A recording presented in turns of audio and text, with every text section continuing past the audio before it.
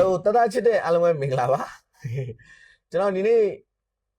ပွဲစဉ်နေနှစ်ပွဲရှိရเนาะဒီနေ့ပွဲစဉ်မှာ One vs တူရကီရယ် Aura တူရကီရယ်နောက်ထပ်တစ်ပွဲကတော့ Vamo နဲ့ Split ပါ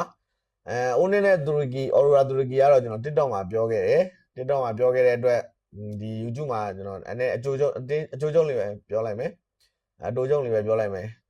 One နဲ့ Aura တူရကီမှာကျွန်တော်ကတော့ Aura တူရကီက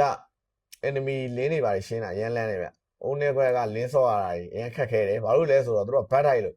ဘတ်ထိုက်တယ်ဆိုတာဘတ်ယူရအောင်လုပ်တာမဟုတ်ဘူး retreat down တာနော် plane တာတယ်ပေါ်ကနေပြီဆိုရင်ကားရီ blue bus ဆိုင် blue bus ကိုဝင်ပြီးတော့ retreat down တာ retreat မ down မပြီးရင်ကောင်စားပလိုက်လူစားတာအဲ့လိုမျိုး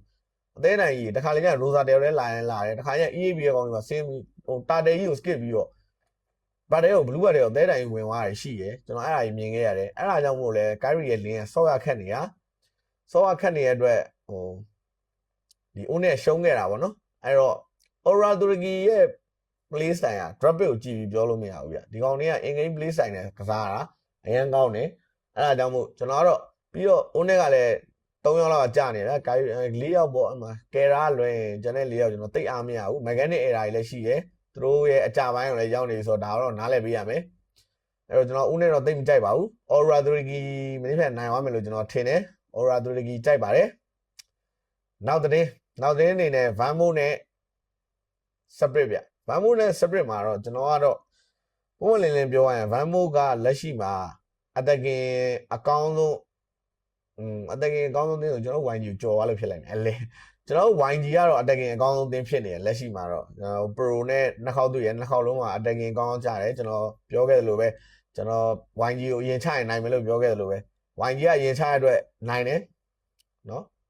အခု Vamo ကလည်း second YG ပဲဗျဒီကောင်နဲ့ attacking ကောင်းတယ် attacking ကောင်းတယ်ဆိုတော့သူများကိုစချတဲ့နေရာမှာဒီကောင်တွေကဆရာကြီးတွေဗျအဲ့လိုမျိုးဟိုပြီးတော့လေ Jungler Era 404ကလည်းရမ်း high နေ Split မှာじゃအဲ့လိုမဟုတ်ဘူး Split မှာလည်းအဲ့လိုပဲအကြပိုင်း player တွေရှိနေပြီ Saul တို့ Sunset Lava တို့လောက်ကွက်ပြောင်းနေရရှိလာပြီ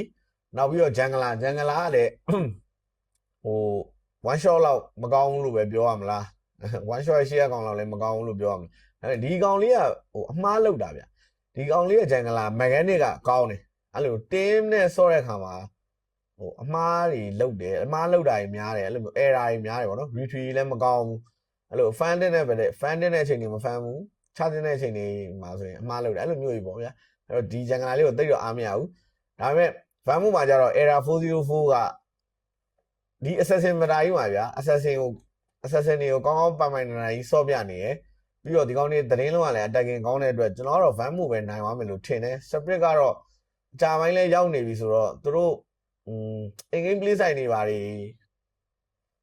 အဲ့ဒါကြီးလည်းမဆော့နိုင်တော့ဘူးဗျာဒီကောင်းလေးအရင်တော့ Split ဆိုတာ in-game play style နဲ့ကစားတဲ့အသင်းဗျာသူတို့က drop it ဆိုတာတဲ့ in-game play style နဲ့ကစားတဲ့အသင်းအဲ့လိုမျိုးကစားတဲ့အသင်းကအခု player ကြီးကြာနေတဲ့အချိန်မှာသူတို့ကစားနိုင်အောင်မလားကျွန်တော်တော့မထင်ဘူးဗျာVamo ပဲနိုင်သွားလိမ့်မယ်လို့ကျွန်တော်ထင်တယ် Vamo ကအတိချမှာအဲ့တော့ကျွန်တော် Vamo ကြိုက်ပါတယ် Okay ကျွန်တော်နှစ်သိန်းရွေးပေးခဲ့ပါတယ်ပထမသတင်းက Aura တူရကီပါနောက်သတင်းကနောက်သတင်းက Vamo ပါဟုတ်ကဲ့တလားချစ်တဲ့ပရိသတ်အားလုံးကျေးဇူးတင်ပါတယ်ခုလိုလာကြည့်ပေးတဲ့အတွက်ပြီးတော့ YouTube ကနေတစ်ဆင့်ကျွန်တော် Telegram channel မှာရှိပါတယ်ကျွန်တော် Telegram channel မှာ live တွေပေးပါတယ်အဲ့တော့ Telegram channel လေးကိုလည်းစိတ်ဝင်စားရင် like ဖို့ဖိတ်ခေါ်ပါတယ်အားလုံးကျေးဇူးတင်ပါတယ်